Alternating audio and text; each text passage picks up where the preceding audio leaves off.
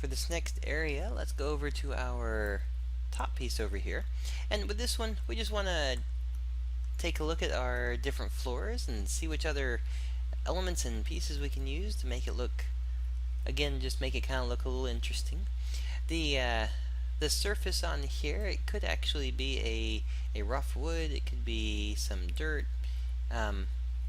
We could have quite a few different types of looks to it. Alright.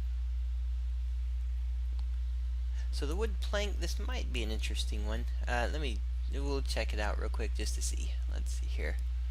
So if we were to go up to here, and then we get into a nice dark floor which matches right here, that actually would be pretty nice. So we'll do something similar to that. Okay. So I'm going to push Control Z. What we want to do then is take the wood plank, and again, I'm just going to push Control D to make a copy of it. We'll do wood plank 2A. We'll place it in the scene, and then this piece, we want to make sure our tiling is working for it. We'll do a couple of tiles here. Let's see how it looks with how many tiling types we need until it sits right. We've got a 2x2 at the moment. Let's see if 1x2 looks good, or even a 1x3. Might be a little too busy for 1x3.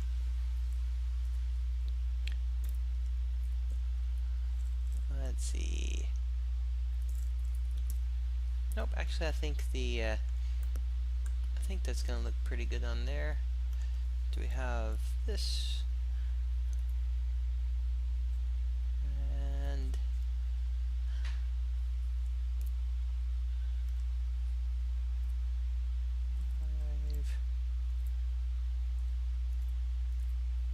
let's see, just kind of looking at how far we could actually go with it. So from a distance, oh yeah, we've also got tiling on the side. So distance wise, it might be best to go for about a 3 on it. Yeah, that'll look good. So we have a nice wood floor for the players to walk into. And then for the walls, let's try just a couple of different things here. So what we have at the moment is we've got one piece right here, and it could represent the bottom part, and then we can actually have a different piece for the top part. So let's actually select, let's see, the player. I'm going to push play. I'm going to go up to the top real quick and make sure I have the right filling for size for the wall areas. So if I go up to the top here, my player, if I look up, I'm about that size. So I'm going to actually shrink that a little bit. We'll take the wood piece here. Actually, let's go ahead and just do the wood piece. We'll select all 3 of these.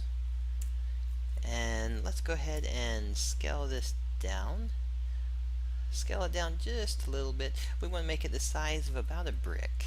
A couple of cinder blocks for size. Remember to snap with the vertex snapping, just hold V with your move tool and then just move it back down so it snaps to the bottom right there. There we go. So we'll do a brick piece here. I'm going to push Control D and make a copy of all 3 of these. And then we'll move this up. So if you notice, we have it moved up right there. Alright, so we'll take this one, I'm just going to use V again, and we'll snap this down to the bottom. What we're doing is making it so that we can have a texture on this one, and a different texture on the top one. Now this one, I'm going to go ahead and scale this back up. We'll make it a little bit taller, we'll make this feel like it's a rather larger room. And then we'll take our snapping again, be sure you're in your move tool. We'll do our vertex snapping, remember it's V. And I just want to move it to the top right there. Alright, so now we have the one right here, and then we've got the one below it. So let's go ahead and place in that brick texture that we've got. We have let's see, the wall stone right there. Let's see how that looks with it. I'm just going to take that texture and drag it onto that bottom one. There we go. Yeah, that actually looks pretty good. Okay, so let's go ahead and repeat the texture on it. Remember, if you've placed it on there, it's already created that wall stone for you as a material. So we just want to do our tiling left and right and up and down. We'll try this real quick just to see how it'll look. Alright, so if we wanted a repeating pattern to it, it'll repeat. It'll look decent as it repeats going through here.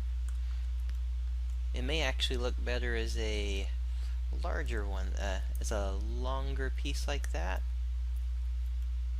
Both have kind of a nice fills to them. The front piece, again, if you're doing this just in Unity, you may find that when it gets to the caps and it does the little 2, you might want to put another piece on top to hide those, or you could leave them.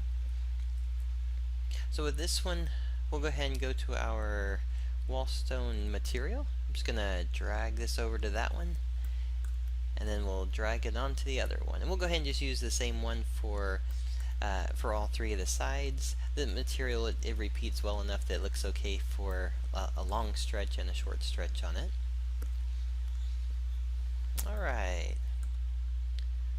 So the next part, I'm going to take, and I'm just going to scale. Actually, we'll go ahead and add the material first, and then we'll look at whether we need to scale this top area. Let's see if we can use those. We'll try the metal. Actually, we'll try the wall metal and the wall concrete. So let's see what the wall concrete looks like. Alright. Wall concrete looks decent. Let's take a look at the wall metal. And the wall metal, I think the wall metal might actually look kind of fun with the rest of the scene. So we'll start off with this one. So this, again, remember, and we need to do the same thing for that one, is that when we set up our material, we just need to change it from diffuse to bump specular. And then we'll go from our normal map, we'll go ahead and select our wall metal 1 normal map. So now we have that one. If you notice, the repeating pattern just needs to change now. So our tiling left and right, let's go ahead and put in our left and right tiling. Let's say we want it much smaller, more like the regular groove types. Alright, so we'll do let's try 2. So 2 looks a little bit more in scale with everything else. Alright, be sure that you do the tiling for the normal as well. Alright, so now that we have that one, the other walls right here, close to, we'll see how they work. So we'll do the wall metal, and we'll place it on here, and the wall metal, and we'll place it on there. Alright. So we've got those. They're pretty close in size, so we could even leave it. That'll look decent. The other part of it is that if we want to get a little bit picky, we can actually scale these in a little bit. That way it actually looks like a thin piece of metal being placed onto the brick like this. And then we could do the same thing for this one. There we go. And then when it comes to that back one, let's go ahead and scale that down. And then we can move this one. And we'll just move it close. We're going to move it, instead of being perfect with it, we'll just be relatively close to it. And then scale it left and right until it gets close. There we go. For the user, they're only going to be staring at this part of it. They're not going to be staring at the back side, at least for the moment. But this does give us a nice little platform to be able to walk up and go into, and then have a nice environment of different texture, different feel. So the last thing on this part, let's make sure that we have the bottom piece. Let's make sure we've changed our diffuse over to a bump specular, and then selected our wallstone normal map and drag into the normal map slot right there. Now we have our normal on there. We've got each one of our pieces on there.